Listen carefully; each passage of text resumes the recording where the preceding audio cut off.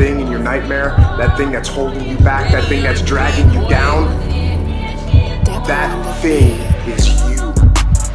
You will not outwork me. And the whole gig is just a giant hustle. That's all it is. Life is just a hustle. That's all life is. One giant hustle. Alright guys, it is race day. It is the moment that a lot of y'all keep asking, when is Percy going back to the track? It is Saturday morning. I'm on the way to the shop to grab the trailer and then grab Percy, load him up, and we're gonna get this thing on up the road. While I go hook this trailer up and get all that situated, y'all go ahead, sit tight. Let's jump back to Thursday and let's catch up to where we're at now, and we'll dive right in.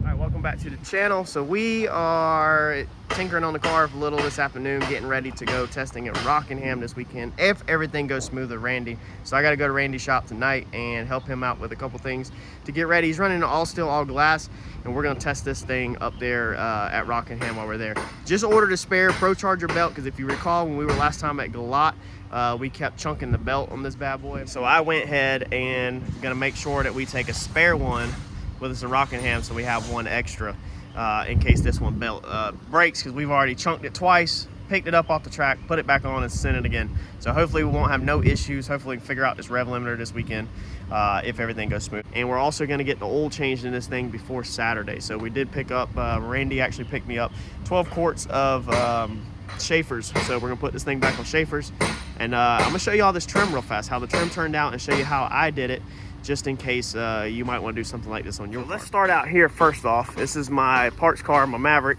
from the house. It's not at the house because we are working on the trailer, but the trim, this was a vinyl top Maverick, so I'm using legit trim. And as you can see from the factory, they had holes drilled in the cell panel, and then it bolts in from the inside. Now we don't want to do that. We don't want to drill holes in our car, so I did this a little different. Now, bear with me. Mike's here working, Eddie's working, and so there's probably lots of hammering and noise in the background. But this is, we're gonna wash this thing tomorrow too. This is the trim complete. So as you can see, that finishes it off where it looks really good. So now it actually looks like it has a vinyl top. So that was the missing piece of the puzzle. But I did not drill holes in the car. So what I've done with the trim is we have used rattle etching primer. So to paint this stuff real fast, easy DIY, we've used these two guys. So Sim self-etching primer 39683. I sanded it, hit it with like 36 grit because it was pitted really bad. So I hit it with one of these on the little 90-degree grinder, and then sanded it kind of smooth. Hit it with some etching primer. That primer will bite into the chrome. And then we just hit it with some trim, Sim 39143 trim paint. This is the same stuff we use like on the Blue Fox body. So that's what I did it with, just so it's nice and easy, and I didn't have to pull out the paint gun and mix up flattening agent and all that crazy stuff. So you can see there's still, if I can get it focused, there's still some pitting on it. You can see that's how it was in poor shape, but it will work perfectly fine for me. So what we've done is we've come on the backside right here, and we've grinded the studs off. So as you see, we've cut the studs off. So what I'm gonna do now is, or here in a minute, I'm gonna go ahead and finish this one. We're doing this with double-sided tape. See where I put it at from yesterday. And we're literally just doubling, tripling, stacking double-sided tape up on here. So let me grab that, and then I'll kind of show y'all how I do that to make sure that if you're gonna do a trim piece, that your trim piece will stick on your car at the 80 miles per hour that this car runs and won't come off. So let me show you. This is what we're using. This is going to be 1/2 inch, so this is probably going to fit a lot of your trim from this era.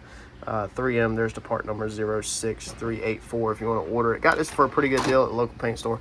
Now what we're going to do to build up the thickness that we need, being these buttons are a little high, is we're going to double side tape from here to here and from here to here. We're going to do that twice to get our thickness up, and then we're going to roll across everything. Let me get this taped up and I'll kind of show y'all, just so that you understand, so that hopefully you can have success. Because a lot of people struggle with very simple stuff like this, double side tape, because they've never had anybody teach them. So here's what I mean by between the buttons. One thing a lot of people don't know about double sided tape, I'm actually kind of shocked, is double sided tape is most of it is pressure activated. So the reason why you don't get a good stick to your product, and the reason why whatever you double-sided tape to your car, the reason why it falls off is because you didn't press down hard enough on this double-sided tape to activate its extreme stickiness. If you don't believe me, you believe in blowing smoke up your butt, Google double-side tape pressure activated, and you can actually read up on the science behind how this stuff works. So you got to get it pressed down. Now, you don't have to do it right now this run, but we're going to run one more pass over all of that. Actually, this one might be, no, yeah, we're going to go one more, I think, over it all before we hit the buttons. I should have grinded them down a little bit more. But once we get to our final strip, I think it's 3 layers. I think 2 layers between the buttons and then 1 all the way across everything. We'll actually press it down firmly with the red tape on it. Now, between each layer, obviously, we're going to come in here and we're going to peel this tape off. It's kind of normally best to do it two-handed. Use your razor blade, get it started like that. So we're going to peel this between each layer, and then that's going to make the double-sided tape stick to it itself and then make it thicker, you know, for what application we need. But at the end, we're going to make sure we put pressure on it to activate this so it sticks really good. All right, so like I said, our last layer, we ran the full length of this thing, and we should have a solid piece here that's not going to blow off going down the track. So now we're going to go line this thing up and stick it on the car. Well, we're going to go ahead and throw us a oil change on this guy this morning. So we're dropping the motor oil out of it. See, my oil pan is like corroded. I don't know why it did that. It's a steel pan, there's magnets sticking to it. So it's not aluminum, but I don't understand why it has like corroded. It has like a corrosion on it. It doesn't wipe off. I don't know. But we can get this oil dropped out, get some fresh stuff put in it. Finally. Long overdue, right?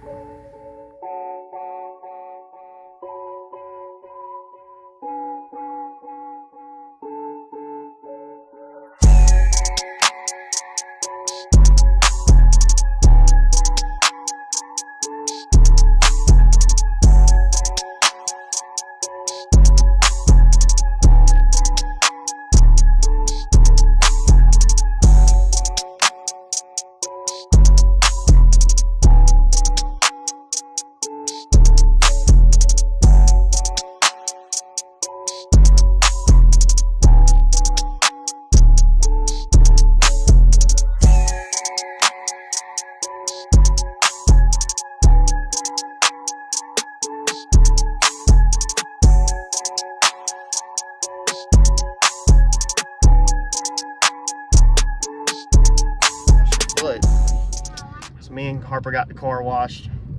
We just dropped the engine diaper off with my upholstery guys. Shout out to Troy's Upholstery and Fab in Wilmington. Excellent over the top. Look them up on Facebook or Google if you need any custom upholstery work done. We are heading up the road to grab some metal for the trailer. The engine diaper that we got, I'll have to show you. I just grabbed a universal one, but it's going to work amazing with just modification of the straps. Super simple task. And then we'll be able to get an engine diaper on the car at some point. May put it on at the racetrack. I'm going to take the stuff with me that's needed to probably put it on, but I do have to drill some holes and make some mounting points to bolt the straps to the car. So it's Friday afternoon. We're getting some things ready. Go to Rockingham. Car is washed, cleaned, oil's changed. It's ready to go. And hopefully we have a good weekend. We got to cut down the Procharged inlet and basically just do a couple odds and ends in preparation for Rockingham tomorrow. All right, so what we have done is took our piece and cut our end off of it. Okay, so we made a slant cut. That way up here is where it used to go up through the hood. So now it should not touch the hood, and it should scoop air in from the top.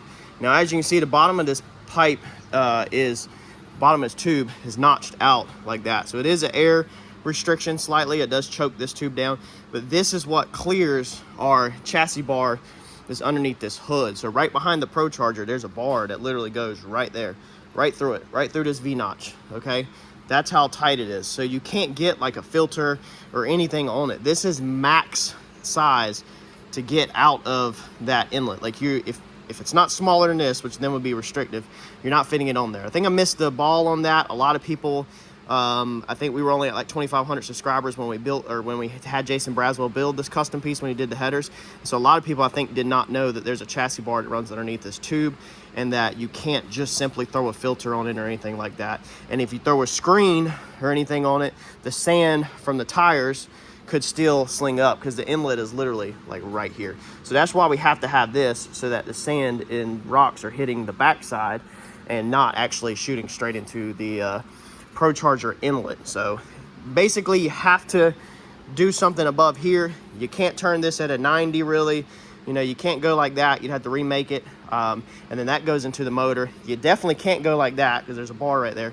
Like, you have to go like this. This is your only option right now until we cut the front of this car off and change the suspension up, which we will be doing at some point in the future. So we're gonna throw this on the car at the racetrack probably, or at the house. Well, let's chunk this in the truck. And we also got our diaper done. Chunk that in the trunk, and we'll do that later. So on our diaper, what we did was we had a universal diaper. So this is a Summit Racing diaper. Now, I had my upholstery guy on the back side, so I had him stitch this up to pull this tight, so that this is just a little tighter between the transmission and the motor. You can see where it's already hit once. I bought this for, I think, $51. This is regular like $110. They had done a wheelie and come down on it. So this is what we're using. We took the little clamps. It had these clamps right here, okay? Right here. They were here. So you basically take this and you put it on your motor, and then you go way up through like a bar or something, come back down, and then you pull it like that, and that creates a loop where it hangs on something up top. Problem is my header's right here, and who wants to be underneath the car to try to tighten up your engine diaper? So what I had Troy, shout out to Troy's Upholstery and Fab again, what I had him do was cut these off, and then he actually took some material that he had at the house and actually stitched these on to these pieces right here. Now these pieces come with this universal engine diaper, and this is so you can bolt this up top somewhere. And then what they want you to do is they want you to run this through that little metal tab. So you go up, run it through the tab, and then come back down and pull it down here when this strap is on like that. I didn't want to do that. I didn't want to be underneath the car. So what we have now is we can bolt this up here to the firewall or the chassis. We can run one strap up, and then we can simply just pull it tight up here, and I'll show you when we get it in the car.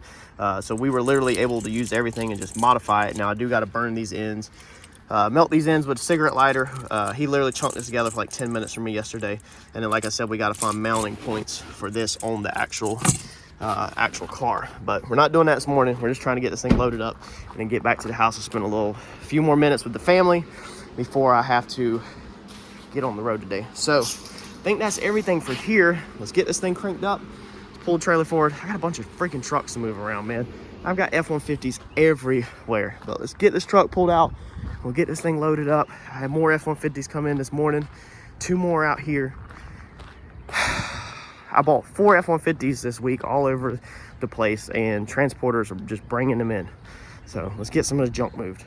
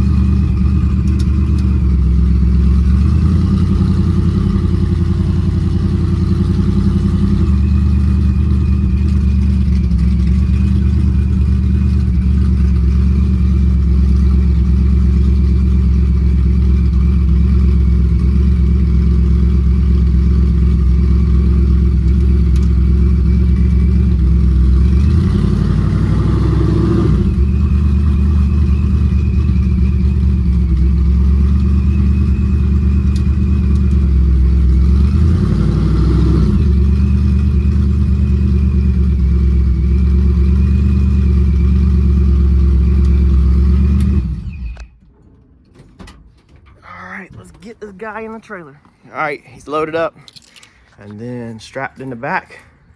She's good to go. So let's close this guy up, get to the house, hang out with Harper Jim.